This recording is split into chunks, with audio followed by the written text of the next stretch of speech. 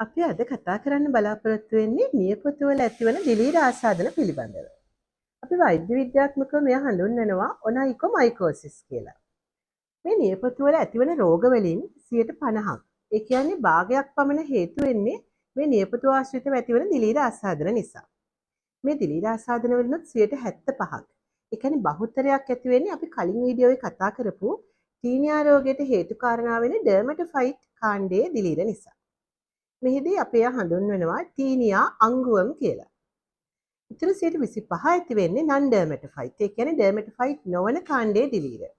උදාහරණ වශයෙන් ගත්තොත් කැන්ඩිඩා, ඇස්පර්ජිලස් සහ කුඩා ප්‍රමාණවලින් වෙනත් දිලීරත් මේට හේතු කාරණා වෙන්න පුළුවන්. මේ නියපොතු ආශ්‍රිත දිලීර ආසාදන අතේ ඇඟිලි වල නියපොතු වල වගේම කකුල නියපොතු වලත් එක විදියට ඇති වෙන්න පුළුවන්. මෙහිදී ඇතැම් විට මේ නියපොත්ත අවට සමේ ගැලවී යාමක්, සම කැසීමක් වගේ තත්ත්වයක් එක්ක ඔබට දිස්විය හැකියි. මේ නියපොතු ආශ්‍රිතව ඇතිවන දිලීර ආසාදන නිසා නියපොත්තේ සිදුවන වෙනස්කම් මොනවාද? මේ රූපයේ දැක්වෙන ආකාරයට ඇතැම් විට නියපොත්තේ ඉදිරිපස කොටස අපි කියනවා ෆ්‍රී එජ් එක කියලා. නියපොත්තේ ඉදිරිපස කොටස ඉතා පහසුවෙන් කුඩා කොටස් වලට කැඩී යාමක් සිදු වෙන්න පුළුවන්. ඒ වගේම මේ රූපයේ දැක්වෙන ආකාරයට නියපොත්ත අව පැහැගැන්වීමක්. අව පැහැගැන්වීමක් කිව්වම ඇතැම් විට ඒක කහ පැහැයක්, දුමුරු පැහැයක්, අලු පැහැයක්, එහෙමත් නැත්නම් ඇතැම් විට සුදු පාට පොඩි ලපයක් ආකාරයෙන් දිස්වීම සිදුවිය හැකියි. මේ රූපයේ දැක්වෙන ආකාරයට නියපොත්තට යටින් යටි සමේ කොටසේ සිදුවන ඝනවීමක් හෝ සම ගැලවී යාමක්. මේ ආකාරයට ඔබට දිස්විය හැකියි. මෙහිදී ඔබ නියපොත්ත ඉදිරිපසින් බැලුවොත් නියපොත්තට යටින් ඉතා කුඩා කුඩු ආකාරයේ යම්කිසි ද්‍රව්‍යයක් එකතු වීම නිසා ඝනවීමක් ඔබට දැකිය හැකියි.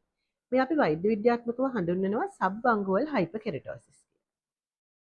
ඊට අමතරව නියපොත්තේ මතුපිට ස්තරයේ නියපොත්ත මතුපිට කුඩා වලවල් ආකාරයෙන් ඇතිවීම, කුඩා දාර ඇතිවීම, ඔය ඇතැම් විට නියපොත්ත ගැලවී යාමුණත් සිදු වෙන්න පුළුවන්. ඉතින් නියපොතුල ඇතිවන මේ වෙනස්කම් වලට අමතරව ඇඟිලි කරු අතර සුදු පැහැවීමක්, යටිපතුලේ සම ගැලවී යාමක් හෝ අධික කැසීමක් ඇතිවීම, ඒ සමගම මේ නියපොතුල ඇතිවන දිලීර ආසාදන සමගම අපි කලින් වීඩියෝවේ කතා කරා වගේ ටීනියා පීරිස් කියන තත්ත්වයක් ඔබට මේ අවස්ථාවේදී දිස්වීමට පුළුවන්.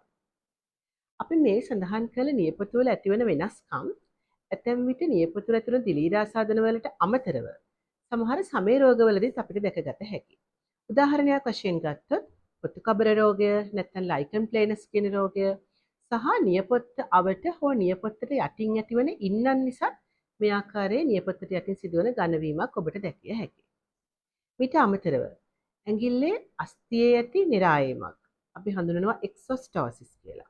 නියපොත්තට යටින් ඇති අස්ති කොටසේ සිදුවන නිරායමක් නිසා ඔබට නියපොත්ත යටින් මේ ආකාරයේ ඝනවීමක් හෝ අදාළ වෙනස්කම් සිදුවිය හැකියි. ඊට අමතරව සමහර පිළිකා තත්ත්ව නිසා අපි හඳුනනවා සමෙහි ඇතිවිය හැකි ස්ක්වාමස් සෙල් කාසිනෝමා නැත්නම් මෙලනෝමා. මෙවැනි තත්ත්වයන්ොත් නියපොතු ආශ්‍රිතව ඇතිවිය හැකියි. ඔබේ නියපොතුවල මම මේ කලින් සඳහන් කරා වගේ රෝග ලක්ෂණ තියෙනවා නම් ඔබත් සුදුසුකම්ලත් වෛද්‍යවරයෙකු ලවා නියපොතු පරීක්ෂා කරවා ගැනීම තම වැදගත්. අපි ඊළඟට බලමු මේ ඔනයිකොමයිකෝසිස් කියන රෝග තත්ත්වය වෛද්‍ය විද්‍යාත්මකව වර්ගීකරණය කරන්නේ කොහොමද කියලා. ඒක ප්‍රධාන වශයෙන් ආකාර කිහිපයක් තියෙනවා.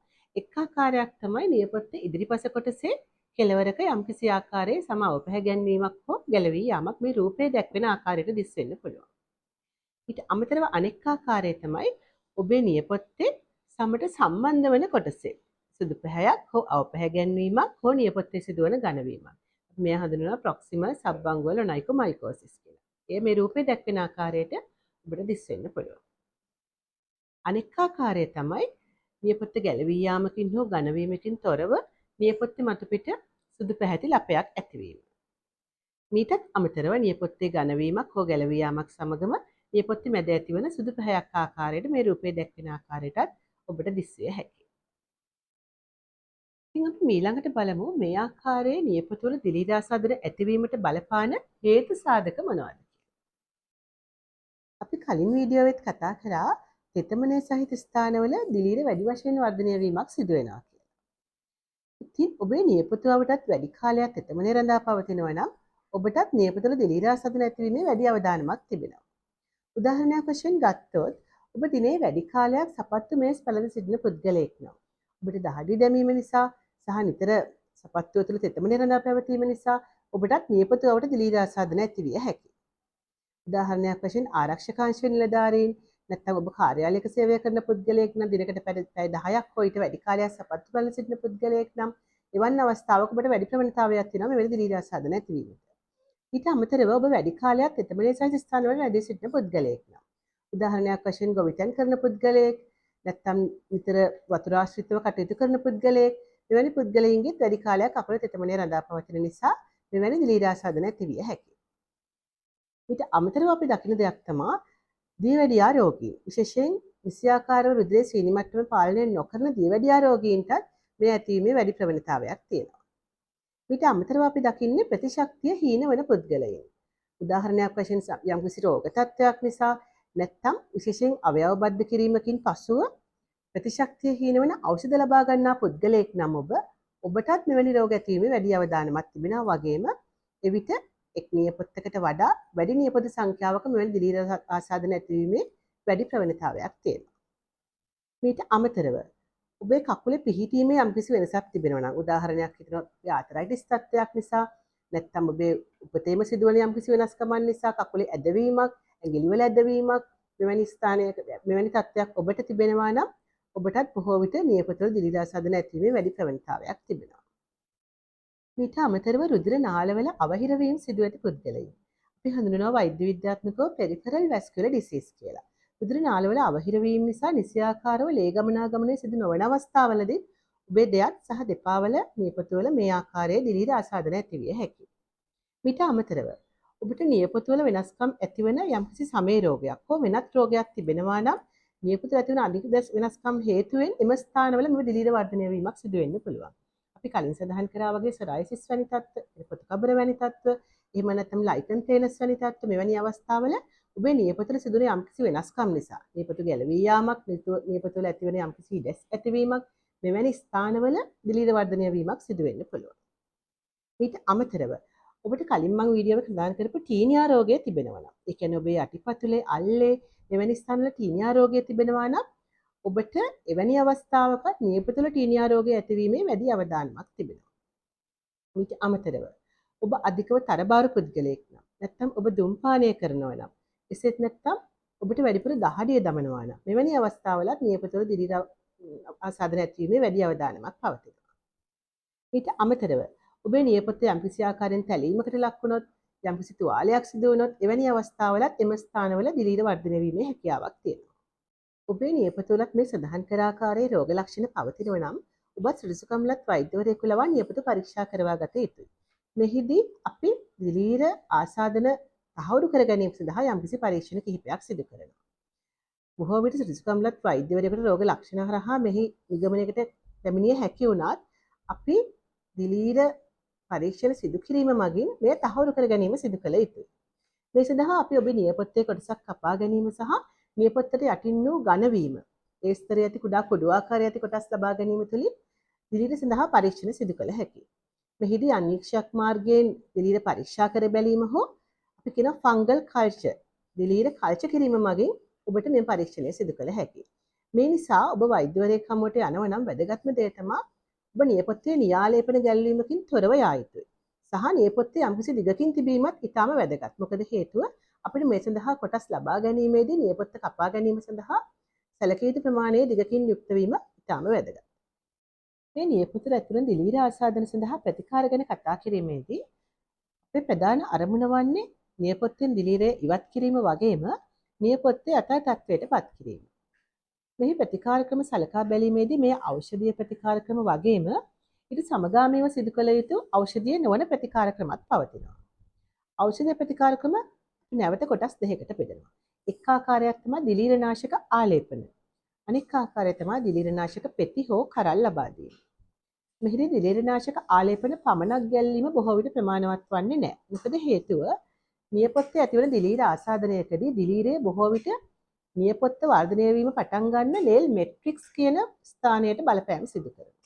ඉතින් අපි මතු පිටින් ආලේපන ගැල්ලුවත් නිසි ආකාරයේ සුව වීමක් සිදුවන්නේ නැහැ. මේ නිසා බොහෝ විට ආලේපන සමගම දිලීරනාශක පෙති හෝ කරල් අදාළ කාලය ලබා දීමත් ඉතාම වැදගත්. දිලීරනාශක ආලේපන ගැල්වීමේදී වැදගත් දේ තමයි ඔබ නියපොත්ත සේදීමෙන් පසුව විෂයාකාරව තෙතමාත්තු කරමින් එය වේලා ගැනීම ඉතාම වැදගත්. ඉන් පසුව තමයි ඔබ මේ ආලේපන ගැල්වීම දිනකට දෙවරක් සිදු කළ යුත්තේ. දිලනාශක ආලේපන ගත්තොත් බොහෝ විට ඖෂධීය වශයෙන් සයික්ලොපිරොක්ස් වැනි දියර නැත්නම් ඇමරොල් පීන් වැනි නේල් ලැකර්ස් කියලා අපි හඳුන්වන මේ දියරත් කොටස් දෙකක් පැවතිය හැකියි. එක් ආකාරයක් තමයි නේල් ලැකර්. නියපොත්තේ ආලේප කරන ලැකර් එකක් ආකාරයෙන් පැවතීම. අනෙක් ආකාරය තමයි දියරයක් ආකාරයෙන් පැවතීම. මෙහිදී අපි බිඳු වශයෙන් නියපොත්තට ගැල්වීම සිදු කළ හැකියි. මීට අමතරව ඇතැම් විට අපි තයිමෝල් වැනි ඖෂධ 3% තයිමෝලින් ස්පිරිට් වැනි ඖෂධ අපිට ආලේප කිරීමට දිය හැකියි. නමුත් මෙහිදී සිදුවන දේ තමයි නියපොත්තේ ඇතිවන දිලීර නාශනයක් සිදු වුවත් මෙහිදී නියපොත්ත වටේ කොටසේ ඇති සමේ යම්කිසි දැවිල්ලක් වැනි තත්ත්වයක් ඇති විය හැකියි. ඊට අමතරව ඔබේ නියපොත්ත ඉතා ඝනකමකින් යුක්තව තිබුණහොත් අපිට යූරියා වැනි ආලේපන ගැල්වීම මගින් මේ ඝනකමේ අඩු කිරීමක් සිදු කළ හැකියි. ඉතින් මෙම ආලේපන ගල්වනවත් සමගම ඔබ නිසියාකාරව දිලීරනාශක පෙති හෝ කරල් ලබා ගැනීමක් සිදු කළ යුතුයි. දිලීරනාශක පෙති හෝ කරල් ලබා දීමේදී වර්තමානයේ අපි බොහෝ විට භාවිත කරන්නේ ඉප්‍රකොනසෝල් වැනි ඖෂධය, එහෙම නැත්නම් ටර්බිනෆින් වැනි ಔಷಧ. මේ දිලීරනාශක පෙති හෝ කරල් ලබා දීමේදී අතේ ඇඟිලිවල නියපොත්ත සඳහා මෙය බොහෝ විට සති 6ක් හෝ සති 12ක්, ඒ කියන්නේ මාස 3ක් වැනි කාලයක් නොකඩවා ලබා ගැනීම සිදු කළ යුතුයි. නමුත් කකුලේ ඇඟිලිවල නියපොත්ත සඳහා මේ ඊට වඩා වැඩි කාලයක් ලබා දීම ඉතාම වැදගත්. මෙය බොහෝ විට ඇතැම් විට මාස 4ක් වැනි කාලයක් නොකඩවා ලබා ගැනීමට සිදු විය හැකියි. මෙහිදී අපි කලින් කීරියා රෝගයේ සඳහන් කරා වගේම මේ පෙතියෝ කරල් ලබා ගැනීමේදී ඒ අතරතුර කාලයේ බොහෝ විට වෛද්‍යවරයා විසින් ඔබට අක්මාව පරීක්ෂාව සිදු කරන ලේ පරීක්ෂණ නියම කරනවා ඇති. මේ සඳහා ඇති ඖෂධීය නොවන ප්‍රතිකාරකම සලකා බැලීමේදී වැදගත් කාරණය තමයි ඔබ දිනපතාම සපත්තු බැලඳ සිටින පුද්ගලයෙක් නම්. ඔබට හැකි සෑම විටම සපත්තුව හෝ මේසය ඉවත් කර කකුල නිසියාකාරයෙන් වාතාශ්‍රය ලැබෙන ආකාරයෙන් සිටීම ඉතාම වැදගත්. මීට අමතරව ඔබ දිනපතාම ජලය සහිත ස්ථානවල රැඳෙන පුද්ගලයෙක් නම් හැකි සෑම විටම කකුල් සොඳින් පිස දැමීම සහ වියලිව තබා ගැනීමත් ඉතාම වැදගත්. ඔබ දියවැඩියා රෝගියෙක් නම් ඔබ ඔබේ රුධිරයේ සීනි මට්ටම පාලනය කිරීම නිසියාකාර ඖෂධ ලබා ගැනීමත් සිදු කළ යුතුයි.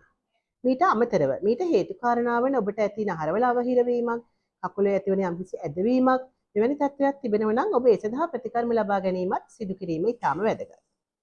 මීට අමතරව ඔබ නියපොතුවල යම්කිසි උපකරණ භාවිතයෙන් සුද්ධ කිරීමක් නැත්නම් පෙඩිකියුර්, මැනිකියුර් වැනි ප්‍රතිකර්ම කරන සිදු කරන කෙනෙක් නම් එවැනි අවස්ථාවලදීත් ඔබ ඉතාම සැලකිලිමත් විය යුතුයි.